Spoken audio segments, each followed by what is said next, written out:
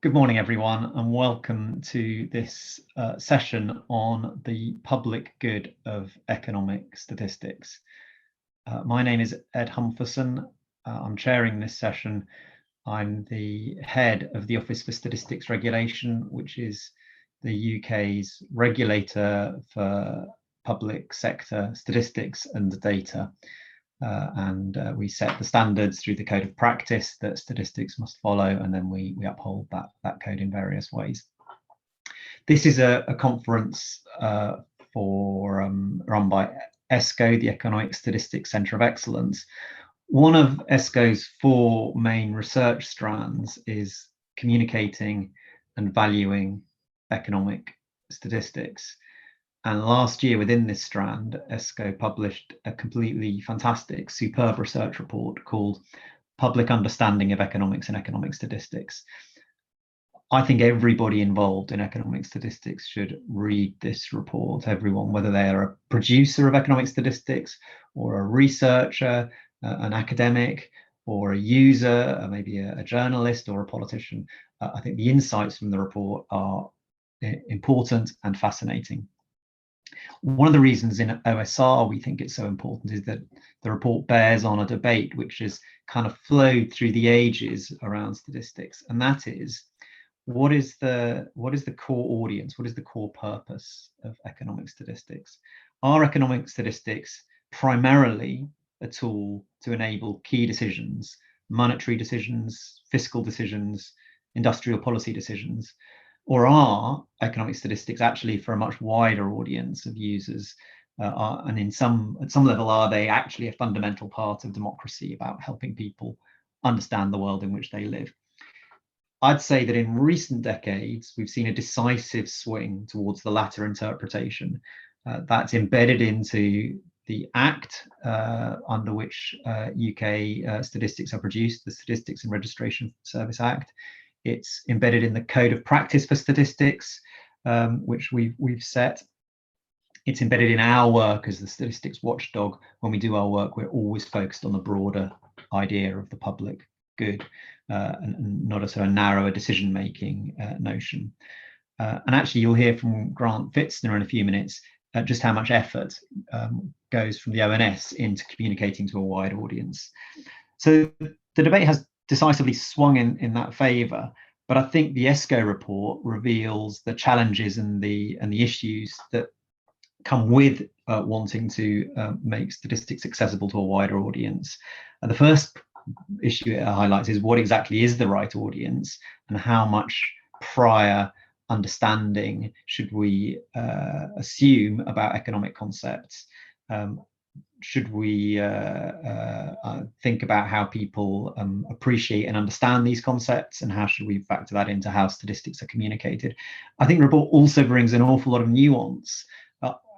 Rebecca Riley in a second is going to say a lot more about this, but one nuance which I was really struck by in the report is how there isn't one size fits all.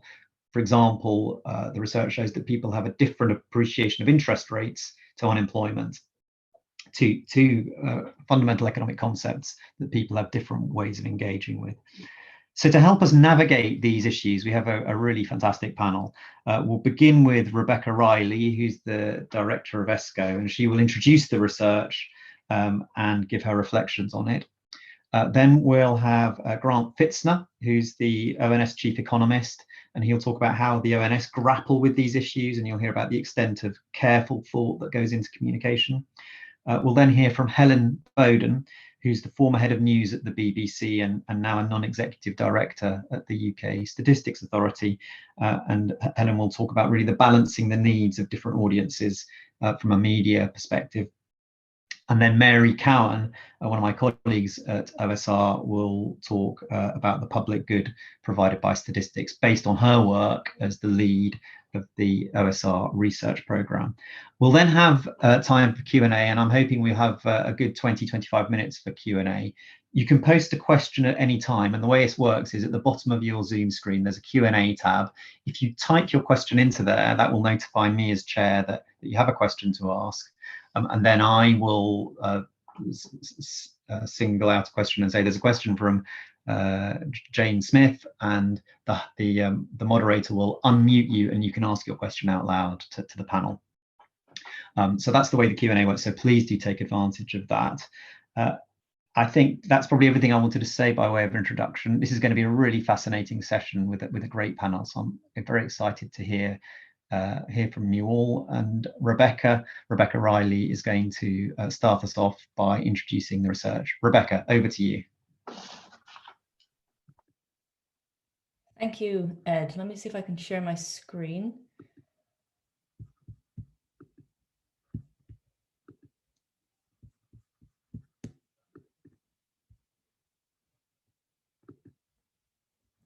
Can you see the screen? Okay, I'll assume that's the case. Yes, we can. Okay, great. Well, thank you very much. So this was a piece of work supported by the Office for National Statistics. It was led by Johnny Runge at NISR with inputs from colleagues at Full Fact and NatSen, the Royal Statistical Society and King's College London. And there's a picture of the report there. It's available on our website. It's 235 pages long or so. There's also the short version. There's an executive summary. And I'll try my best to sketch out the approach we took to this and also some of the highlights from the research and what I think we might take away from this.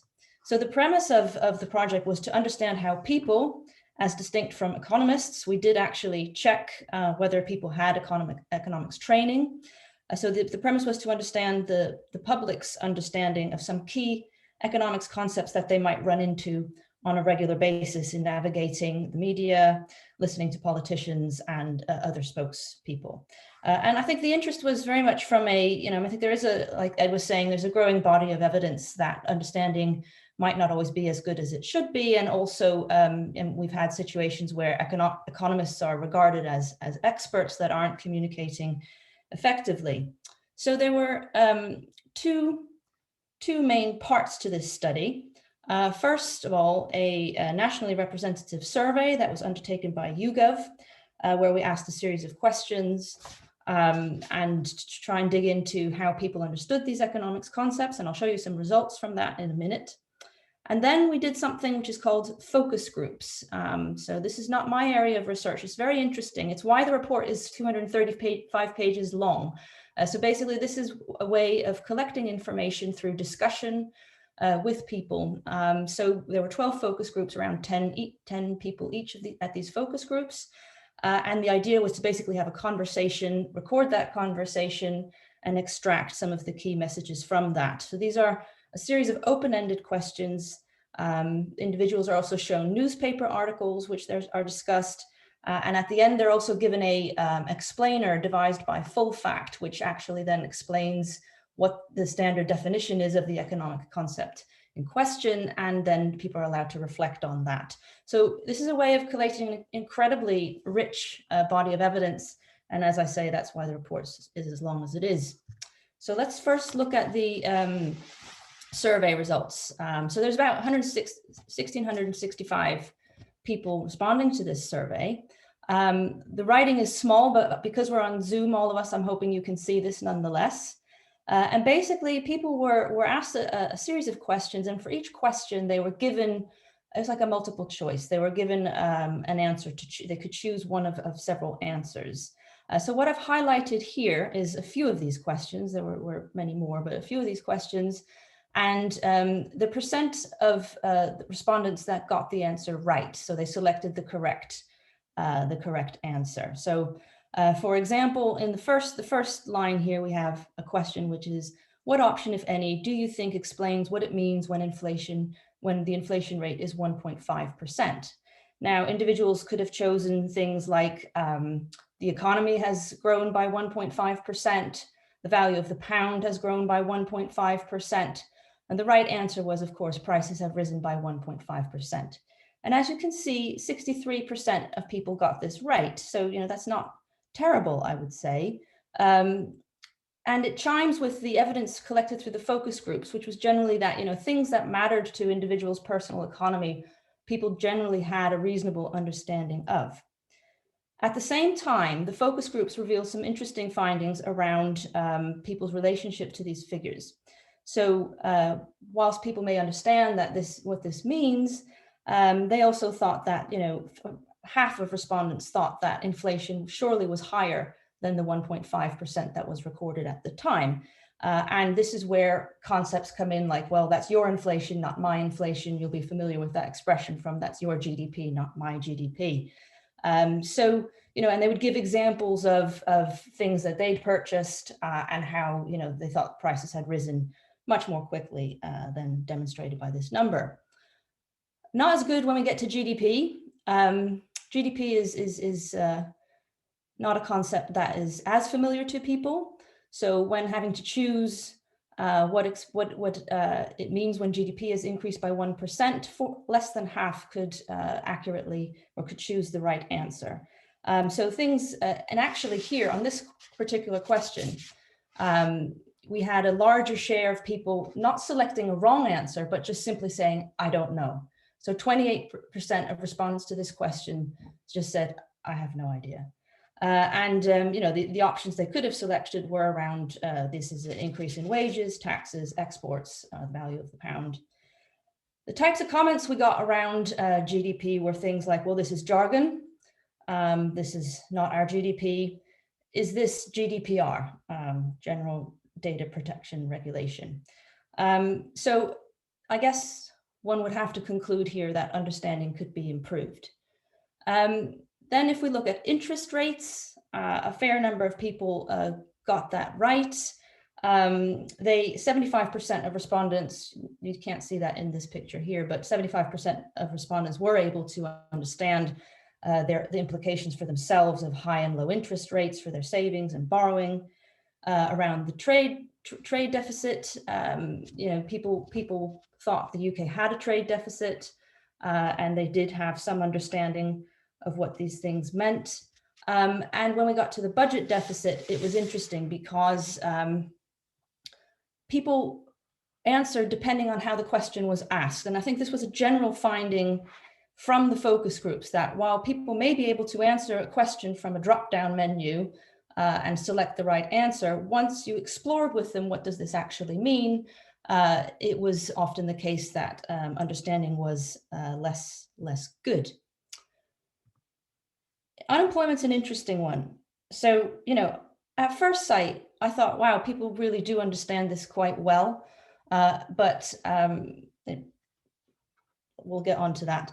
So basically, here we have a question where people have to select, they have to say which of these following people, the 13-year-old pupil, the 33-year-old without a job but applying for work, which of these people are classified as unemployed? And basically, most people get this right. There's only one person who's classified as unemployed here, and that's the 33-year-old. But then when you add more nuance to this picture and describe people in the way that is done on the bottom half of this slide, it gets, people aren't as able to classify, they're not as good at classifying people correctly according to whether they should be employed, unemployed, or neither of the two in the official statistics. Particularly where people got it wrong in particular was around the stay-at-home parent with no job and not looking for work. 42% got this right. 49% thought this person would be classified as unemployed. And also the person working 2 hours per week looking for more work, 26% thought this person was unemployed, when in the statistics they'd be shown as employed. But when we ask here at the bottom whether the unemployment rate of 3.8% is, would you consider that as pretty normal or low for the UK? A lot of people answered that correctly, in my view. If you think about the recent past, or the past over the last 3, 5, 10, or 20 years, you could probably answer those and think that was fine. But there is confusion about unemployment and what we would call inactivity. And that meant that, about half of people responding to this survey thought that unemployment was much higher than the 3.8% that it was at the time of the survey. And that basically comes from this confusion of the state of being outside of employment, whether you're classified as unemployed or inactive. And through the focus groups, what this meant was people would display distrust in the statistics. They would question who produces these statistics. Are they manipulated to tell a particular story? So that was an interesting finding. But the general findings from the focus groups really are that, people are better at understanding economic concepts when they have a direct relationship with their own personal economy. It's not a complete desert. There are pockets of understanding, but they do have difficulty in judging some of the magnitudes, and they are also skeptical about some of the numbers and how these are produced. So there are a number of misconceptions around the statistics. So in the interest of time, let me just briefly talk about two things: reactions to this, and also the public good, which is what this session is about. So I just want to dwell briefly on the reactions we had to this research. A lot of what we do at the ESCoE does not attract a lot of media attention. It can be quite esoteric. This had some resonance. It was very widely reported. Economists at large were interested. The lead author was invited to write something in the Royal Economic Society newsletter. We ran a special session at the RES conference the other day. It's been very well received within the ONS and also in international statistical fora and other statistics interests groups. So there's been a very widespread interest. And I guess, the sense that came out of this was one of a general sort of feeling of collective failing and a collective responsibility to rectify the situation. And of course, there's many mediators in this conversation. There are statistics users and producers, there are economists who write about what's going on, there's the media, there's the people who use the statistics to tell stories of all sorts of kinds. So there's lots of actors here, and it was really nice to see the collective responsibility that was taken from this. Then just briefly about the public good, which is what we're here to talk about, I think. So there's at least three ways that economic statistics generate public good. One is when they're directly relevant to individuals' decision-making. And as Ed already highlighted, it allows us all to participate in society and know what's going on and in the democratic process. And also statistics enable good policy decisions to be made, which affect all of us. Now, what should we take from this report for the public good? So I think, one of the findings of the report is, of course, that individuals do have some understanding of things that affect them directly. But there was a clear call for statistics that relate more directly to their own personal circumstances. So things like local area statistics and distributional statistics. And there's a request for relatable statistics. And when they are not relatable, there's this sort of a tendency to cause a lack of trust. The other thing is that where understanding was weak was typically in sort of more of these macroeconomic statistics, which I'm calling non-relatable statistics here, and where we might think that we can improve the situation through better communication, through education. I'm sure there's many things we can do. And finally, I don't want to lose sight of that. Not everybody needs to understand every single economic concept or economic statistic. We can't all be experts in that particular field. There are so many fields, and we need to know enough to be able to navigate things we need to navigate. But it's important that we do have these high quality statistics that can be used for policy decisions. And I don't think that this communication and understanding is relevant for that discussion. And there, the key issue is about creating statistics that accurately reflect the economy and society. And of course, I think that's what the majority of the research at this conference is really about. I'll finish there.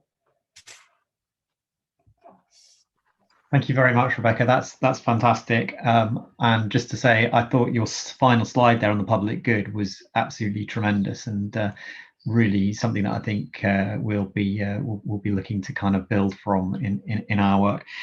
Just going to hand over to Grant now, the ONS Chief Economist. Grant, just before I do so, can I just remind everyone there is a Q&A tab, and if any questions occur to you as you are hearing our presentations, please do use the Q&A tab to type in your question, and then we'll share that with the panel. Thank you. Grant, over to you.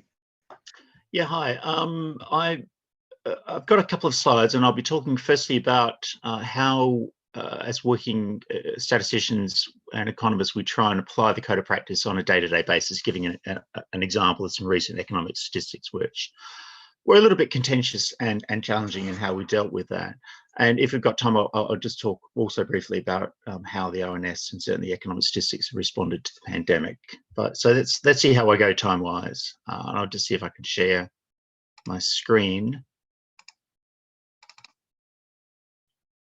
And hopefully you can all see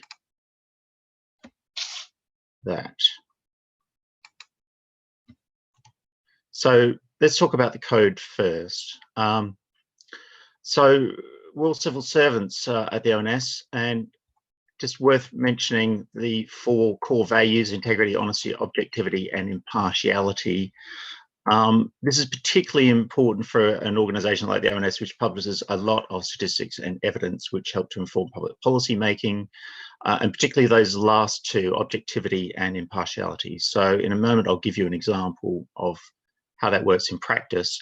Before I do so, just also briefly getting some extracts from the code of practice, which everyone in the ONS, I think, is quite familiar with, and refers to a surprisingly high extent. And again, the points about impartiality and objectivity, but also what we're trying to provide is the best available estimate of what's going on.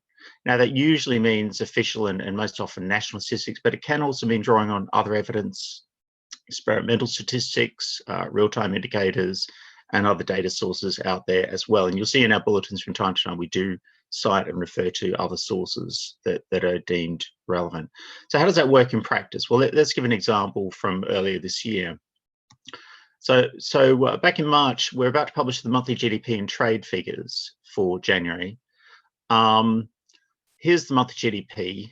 By the way, this is not the latest figure. These are figures from for January, and we published a couple of monthly numbers since then.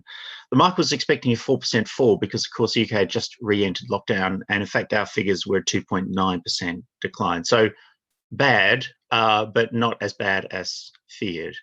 And then here's the trade numbers showing the first monthly numbers after we'd left the transition period. And as you can see from the goods imports chart on the left and the goods exports on the right, a big fall in imports from the EU and in exports to the European Union.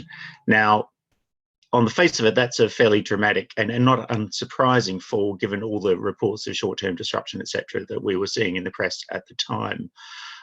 What complicated the picture, though, is that some of the other indicators, such as, for example, our weekly shipping visits, had shown a strong recovery in February, and the Cabinet Office officials had told Parliament shortly before we're due to publish these numbers that effectively things were back to normal. And they also helpfully published this roll-on, roll-off freight data a couple of days before our bulletin was due to publish, essentially making that point that certainly cross-channel freight movements were pretty much back to normal. The problem with that is that other management information that we were seeing from HMRC and Department for International Trade, and certainly some of our own data sources, such as our fortnightly business insight survey, were showing that although there had been recovery in February, it didn't quite look like things were absolutely back to normal by February. And so with our major releases, we put out a quote, which is quite often picked up on the press. So we try to summarize in one grab what was happening with GDP, what was happening with trade. And it's fair to say there was a lot of discussion about how to strike that balance. So the first discussion was about the GDP numbers, how bad were they? And the second about the trade numbers. So I think the initial draft said that the fall in January was smaller than feared. I think we generally agreed that that was a little too emotive, certainly wasn't impartial, and that became smaller than some expected. And then on trade, again, some discussion about whether we could really say that more timely surveys and other indicators suggested trading had recovered towards the end of January. And given that mixed evidence out there, we turned that down to say that they began to recover. And I'm kind of glad we did, because of course, when the February numbers were published, they did show quite a strong rebound in exports, but not back to pre-transition period levels, and imports from the EU were actually still showed a fairly sluggish recovery, as indeed they have in March also, which we've just published earlier in the week. We put a lot of time into the quote, and sometimes we've gone up to 12, 15 iterations before everyone is happy and is willing to sign off on it. And we very much bring the code of practice into mind when we do so. And of course, we also give a lot of attention to the bulletin, to the main points and the other information in there. And in terms of the process, it's quite a long one. We have what are called curiosity meetings. One of the recommendations of the Bean Review actually was that we interrogate the data a bit more. We bring in subject matter experts, economists, our comms colleagues, and a range of other people with different perspectives to bear, and really look at those numbers, which are quite often preliminary estimates, in quite some detail. Senior leadership and economic statistics group also have a session where we kind of challenge the numbers. And as I said, we put a lot of time into getting the main points in the quote right. And I think you don't see any of that behind the scenes, but it's fair to say that we do give a lot of thought and consideration.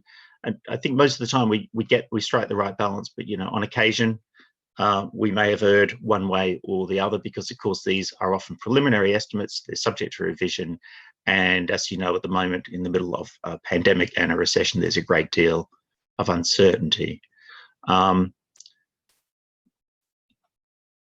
But just in quickly, I'll just kind of cover also how more broadly we've responded to the pandemic. So the first thing is on resources. We try to shore up our core statistics, and we also freed up some people to work on the COVID response, which of course grew rapidly in terms of the works and commissions coming our way. We established a rapid response group, which I led to coordinate the COVID response across the ONS. We had to find alternatives for our prices, local data collection, our labour market survey, because those field forces were stood down. We also developed the business impact of COVID survey, a new fortnightly survey, which continues to this day and has proven very valuable. And many of you will be familiar with the suite of weekly real-time indicators that we have rolled out over the past year. And then finally, on communication is an important point. We had real challenges in communicating and prioritising effort across the organisation. So I set up something called an outputs group, which met daily, and it continues to meet daily, where colleagues from across the organisation, across economic and social statistics, comms, heads of profession, etc., kind of meet to discuss what's coming up, what new work is being commissioned, and provide a bit of a challenge function as well for that work as it starts to come through. So it's fair to say that we're now at the point where there's an ongoing conversation pretty much every day about what we're producing and how, and whether we've struck the right balance, and whether also we're communicating things that are relevant and timely and meeting that stakeholder and user need out there. Look, I'll leave it at that, but I'm happy to pick up on other questions as we go through. Thank you very much, Grant. That was excellent. And one of the things which struck me as you were talking was just how much thought and effort goes into the narrative, the words around the statistics. I think that's really important if we're thinking about this broader public communication. I should say thank you also to Tony and Simon for inputting questions. We'll come to those questions when we've heard from the remaining two panelists. So thank you for using questions, and I encourage others to use the Q&A as well. That would be great.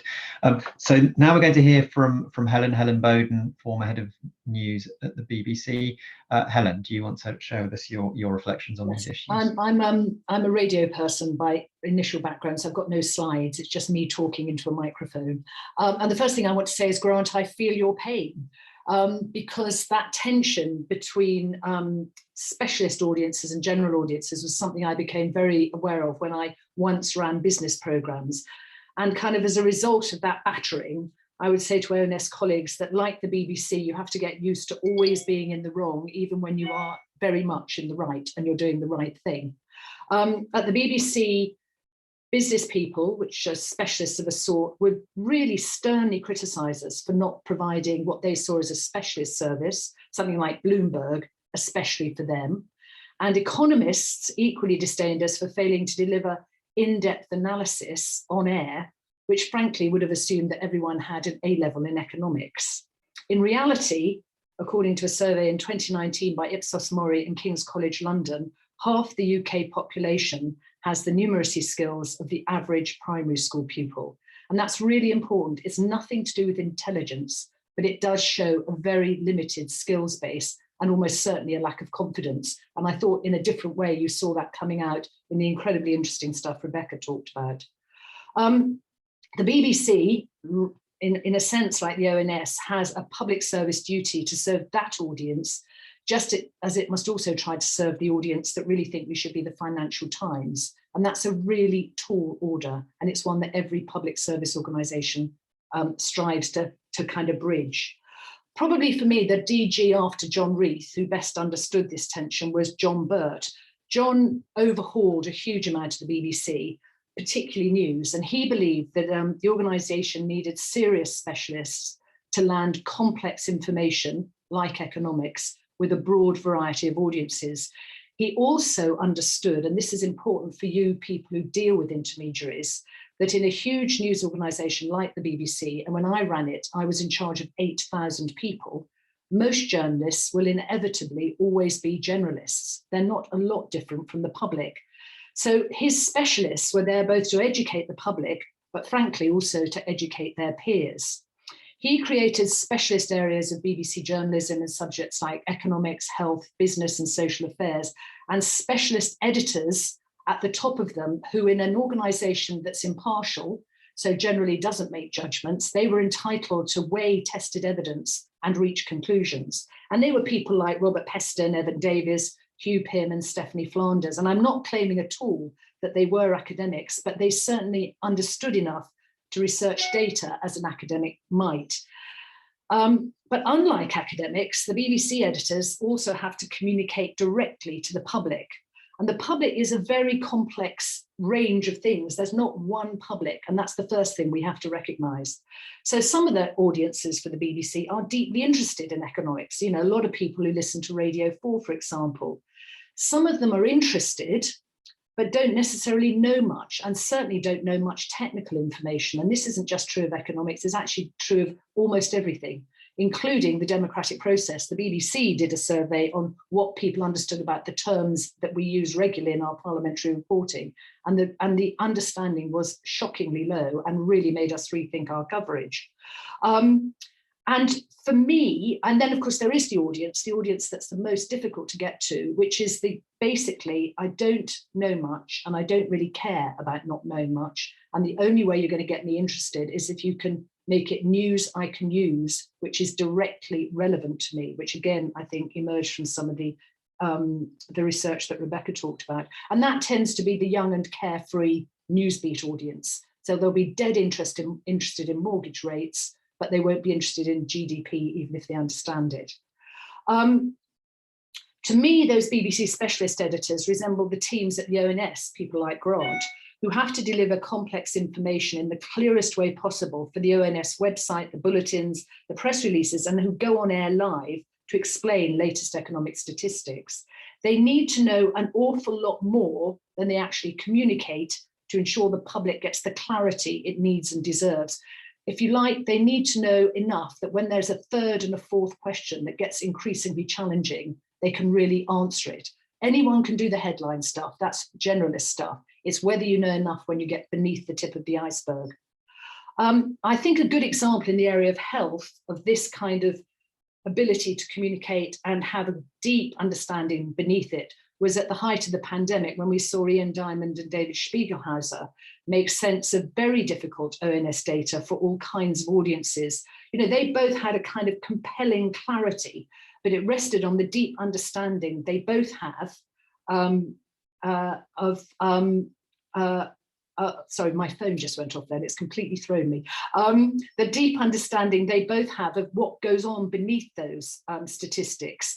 And also they had a huge advantage that economists don't necessarily have, which is we were in the middle of a pandemic and people were gripped by news of infection rates and death rates and very prepared to dig deeper than they normally would into understanding that. But my broad point from this slightly lateral perspective is that the tension between producing statistics for the cognoscenti and producing statistics for the general public is, in my view, a bit of a false dichotomy. You cannot deliver for the public if you don't have a bedrock of high quality statistics, some of it genuinely obscure and of interest only to the specialists, but you need that bedrock to help you deliver your messages. And equally, I believe you do the academics no favors if you isolate them from the need to make really difficult information as lucid as possible. And I think Grant's just given us some really good examples of the carefulness about language. Individual words really matter. And they really shouldn't assume that anyone has an A-level in their subject when they're communicating. High quality information, accessible communication go hand in hand. The only thing I would say at the end is just don't expect to get many thanks for pointing this out. Thank you. Thank you so much, Helen. I think your point about there being a false dichotomy at play here is really helpful and very, very important point. Final member of our panel is my colleague Mary Cowan, who will outline how OSR thinks about the public good. Mary, over to you. Thanks, Ed. I just would like to start by thanking Rebecca for that really fascinating presentation about the ESCoE report. I think the ESCoE report is really, really interesting, but it's also a really important piece of work and shows us how we can engage with the public to understand their understanding of the economy and economic statistics. I think 3 points I would take away from the report are that it's really important in showing that non-experts may lack understanding in some areas of the economy and economic statistics, but that they do have a good understanding in other areas, these kind of pockets of expertise, as they said. So for instance, GDP was less well understood than interest rates, for example, and it's likely due to the fact that people are more familiar with things like interest rates in their personal economy. I think it's also really interesting and relevant to note that participants did have an interest in statistics, and I think that it really came across in the report that they thought it was a shame that they didn't have a better understanding of them. I think when we're talking about the public good, it's really important to bear that in mind, that in this report, the public are telling us they are interested in the economy. And lastly, I think the report really highlights just how damaging it can be when economic information is written in jargon. So I think that means it's really fantastic to see what Grant and his team are doing. I think it's commendable that they're spending so much time in ensuring that their work is understandable and it's very, very clearly written and it's impartial. I think when things are written in a way that is quite inaccessible to the public, the ESCoE report shows that the public feel very alienated and pushed away from really important issues. And I think that can be damaging in 2 ways. Firstly, if people feel that they cannot access important information that they need to make financial decisions about their own lives, that could be quite damaging. But secondly, I think kind of to come back to a point that Ed and Rebecca have made, I think it's incredibly important that the public have a decent understanding of economic statistics and the economy so that they can hold the government to account and so that we can feel confident that we are living in a democratic society. I think it's very important that we feel that the public are well informed because that underpins democracy. To turn now to talk a bit more about my role in OSR. So I work in the Office for Statistics Regulation, and in OSR we have a vision that statistics will serve the public good, and that is really woven through everything that we do, and it's really integral to who we are as an organisation. The reason for that is, as Ed mentioned at the start, the Statistics and Registration Service Act, which created the UK Statistics Authority and us as the regulatory arm in 2007, was given the objective of promoting and safeguarding the production and publication of official statistics which serve the public good. And the Act also defined what we mean by statistics serving the public good as when statistics extend our understanding of social and economic matters and provide an evidence base for policy making. So that definition is really helpful and it's a great starting point, but really the public good goes beyond just those 2 points. In OSR, one of the ways that we deliver our work is through trying to develop our understanding of what the public good really means and how statistics can deliver that. So I'm currently leading our research program, which does exactly that. I have the very fun job of trying to develop our understanding of the public good of statistics. So we have a very complete and well-rounded understanding of how statistics can serve public good. One thing we've really learned on this programme so far in the last year is that there are different perspectives on what the public good is. There's not just one way of looking at it, and there are different ways to refer to it too. So for instance, in a literature review we published last year, we noted that terms like public interest, public benefit, common good, and societal good were used quite interchangeably with public good in the literature. So it's likely that these are at least overlapping concepts, but there is still some research to do on that. So what do we mean by statistics serving the public good? In OSR, we believe that statistics need to be trustworthy, good quality, and contain valuable information in order to serve the public good. But empirical research has shown that, again, it goes beyond that. In order for statistics to serve the public good, we need to ensure that they are comprehensive and granular so that members of the public feel that they can see themselves in the statistics.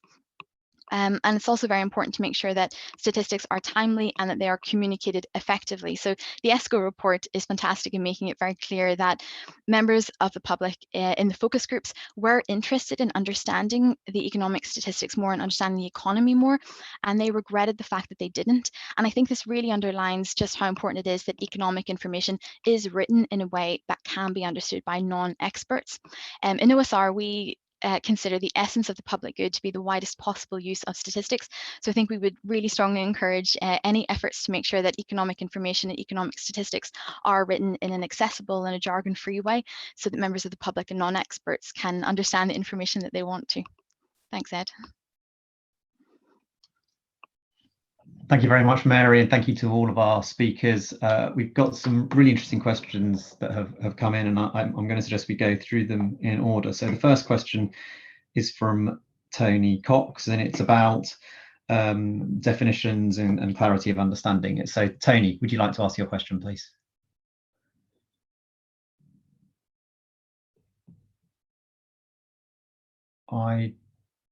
Tony, I think are you unmuted?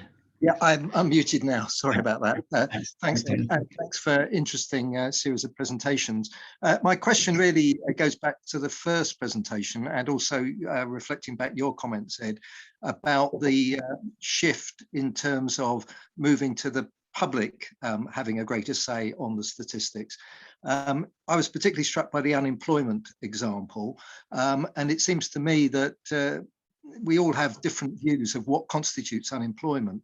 And so perhaps one of the things we need to look at is getting a public understanding of the definitions of some of these terms. And unemployment is a very good example. I mean, you cited, I think in the presentation, the example of somebody working 2 hours, which I think you said counted as employment.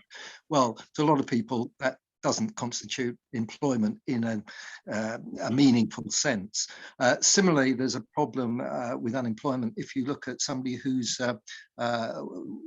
he spends a lot of time at home and perhaps is dependent on another person in the household earning money, but would themselves like to work, but the obstacles in terms of registering as unemployed in effect reduce the figures. So what I'm really getting at is, don't we need a public discussion about definitions of some of these terms? I mean, I don't want to go on any longer, so I could extend this to the area I'm most interested in, which is inflation, and talk about that, but we'll stick with an unemployment example. Thanks. Thanks very much, Tony. I think Rebecca, I'd be interested to get your thoughts on Tony's question. Thank you. No, that's an excellent question, and I think it's very relevant. I mean, there are many different labour market states, if you like. I mean, there's many different situations an individual might find themselves in. So having a more nuanced set of categories in which to describe the labour market, I think, is potentially very useful. I also think we have a lot of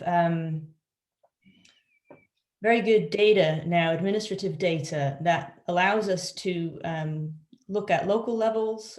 It allows us to track individuals over time, so we can look at individuals' paths through the labour market, all of which should be of interest as well. So I think there should be scope. I mean, data access can be an issue, but there should be scope for providing more elaborate statistics on the labour market, and I think that engaging more widely in that conversation sounds very sensible. At the same time, I just as an example from some of my own work in modeling what's going on in the economy, often the distinction between unemployment and inactivity is irrelevant. It's non-employment that fits the data much better in a model than this distinction between ILO unemployment and inactivity. So there's almost like going to the opposite side, that you don't even need that distinction. It's employment or not employment. In any case, I think, you know, there's different statistics for different purposes, but certainly there should, given the amount of information that is essentially available, making use of it and providing a richer picture makes a lot of sense, and engaging in a wider conversation makes a lot of sense. Thanks, Rebecca. I'd just actually like to bring in Mary Cowan on this, because I think one issue which sits sort of behind Tony's question, which would be interesting to say a little bit about, is this question of literacy, public literacy in these matters. And I know, Mary, that's something you're starting to give some thought to. Do you want to say anything about that, Mary? Oh, yeah, absolutely. So I think the question that's been raised is a really, really important point. I think it's kind of, it's twofold really, isn't it? I think I would really agree with the point that we should be trying to engage more with the public to explain these terms. I think, you know, in theory, perhaps the participants in the study felt they were very confident with understanding what unemployment meant, but in reality, you know, they weren't very accurate. And so I think there definitely needs to be that kind of reaching out to people to help them to understand what these terms mean. And I think that would do a lot to encourage people and help them to feel that this is accessible information. But the second part of it is, you know, I think there is definitely a need to look at statistical literacy. I think Helen, you know, made a very good point in talking about the levels of numeracy in the UK. They're probably lower than what we would want them to be. And I think that that's something that it's, you know, there's no kind of quick fix for addressing that.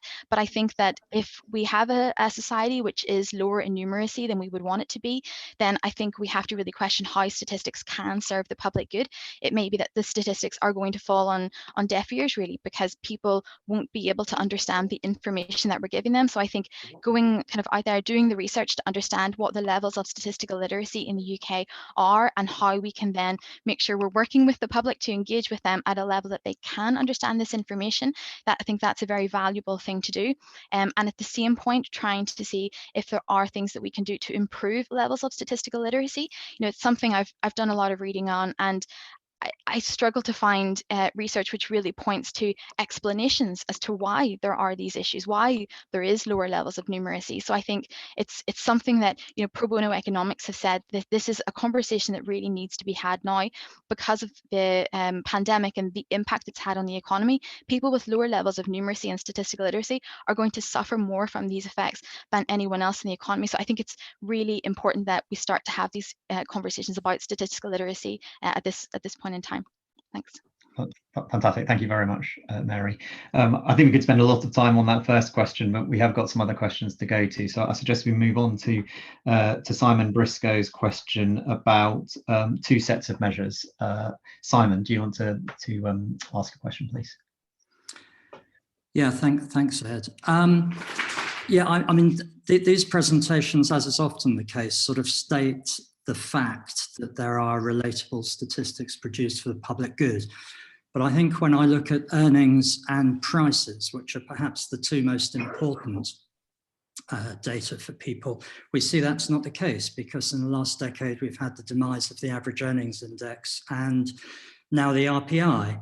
And this really just shows that the ONS, supported by the Bank of England and the Treasury, is far more interested in macro averages than the personal lived experience of the economy. This isn't about words chosen to explain these things. These are two different measures. So in a sense, that's the challenge to grant. I mean, separately to the OSR, I mean, there's a question as to why, you know, UXA and OSR don't argue that there is space for two measures of earnings and two measures of prices, one for the macro wonks and one for ordinary people. And if I can just carry on, Ed, about the second question, which sort of came to mind while Grant was speaking. You know, the problem that the ONS has is producing, you know, for example, in the pandemic last year, was producing a GDP estimate of quarterly change that was not comparable with the figures from other countries. because the ONS chose a different methodology for public sector output that showed a larger decline than other countries. So was that helpful and in the public interest for the ONS to publish tables actively comparing rates of GDP in different countries when everybody knew they were not comparable? So that's the ONS. Again, there's the OSR challenge, which is, why did it take you, Mary, and Ed months to pass a comment on this, even though it had been raised as an issue last summer? So I'm going to suggest we take those two questions together, and I think maybe Grant, you might like to give your initial response, both on the kind of two sets of measures, macro and then individual, personal, and then the point about GDP. Grant, are you okay to take those questions?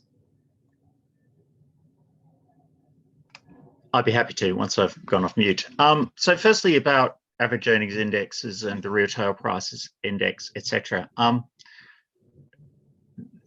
All of our legacy statistical outputs have a fan base out there in the wider statistical and academic community, and certainly the retail prices index is one where some people, certainly in our recent consultation on the future of the RPI, were very keen to retain it as it is. Others are keen for us to effectively tinker with it, as we saw with the Lord's Economic Affairs report. But those familiar with price statistics will know that the outcome of the consultation that we did jointly with Treasury last year was that we would continue the retail prices index in its current form at least until 2030. So it's not really accurate sum to say that we've killed the RPI. It still exists. It will continue to be produced. We will continue to put considerable resources and effort into maintaining that as a statistical product. However, given that our steer is, as I said earlier, to provide the best estimates out there for the public, we do not consider that is the best measure of inflation. There are significant and well-known flaws with the index. It's highly volatile. The basket does not reflect consumption in the same way that, for example, the CPI or CPIH do because of the way that it's structured. I could go on at length about it, but we certainly haven't killed it. It's still there for those who want it, and we do know that lots of people continue to use the RPI, even though we would advise against it as an accurate measure of prices. And on your point of the comments about other measures of spend, we are also working on the household cost indices, which you're probably familiar with, and we'll be looking to publish that on a more regular basis as well. And I think if people are looking for something which better represents household costs of a typical consumption basket, then certainly the HCI, which is something that the Royal Statistical Society have pushed and been promoted, is something that we will continue to support. On the question about GDP, look, it's a complicated picture. We have published a number of articles in the last couple of months, one talking about how we've treated educational outputs, one about how we've adjusted for health outputs, both the significant fall in traditional health services such as GP visits, A&E, etc., non-elective surgery, and also more recently the impact on our health outputs of test and tracing and vaccinations. So there's a lot of material both on education and health on the website, and also on the 1st of February we published an article looking at international comparisons of GDP with other G7 countries. The main factor, though, accounting for the larger fall in GDP in Q2 of last year in the UK compared with other G7 countries, was actually not that we treat education and health outputs differently, although that is a factor. It was actually the fall in household consumption was larger in the UK than other comparable countries. And that's for a number of reasons, as we outline in the article. One is that the lockdown in the UK was longer than most European and US countries. Well, in fact, in the US, there wasn't one national lockdown. And that led to the depression or the if you like, forced savings of households continuing for longer. And secondly, UK households spend a greater proportion of their budgets on services than other comparable countries. And of course, it was those consumer-facing services which were the hardest hit sector. So actually, consumption is the main reason for the difference between other countries. But certainly there was also the fact that when education outputs and health outputs fell in the second quarter, we adjusted our health and education outputs to reflect that, whereas most other OECD countries simply look at government spending and don't actually look at the level of activity being provided. Now, you could say that we should try and publish estimates that are consistent with other countries. On the other hand, we have tried to implement the Atkinson review to actually come up with better quality adjusted estimates of actual economic activity for large areas of public spending, rather than simply looking at, rather than simply saying the output is how much we spend on something. And we think that's the right approach. And we would hope that over time, other countries also start to adopt that more nuanced approach to measuring government output. Thank you, Grant. I think, again, this is an issue that we could explore and debate at greater length, but I'm very keen that we give an airing to as many questions as possible. So I'm going to propose that we move on to Andrew Baldwin's question, which I think is probably, Andrew, directed mostly at Rebecca, if I'm interpreting it correctly, but Andrew, over to you.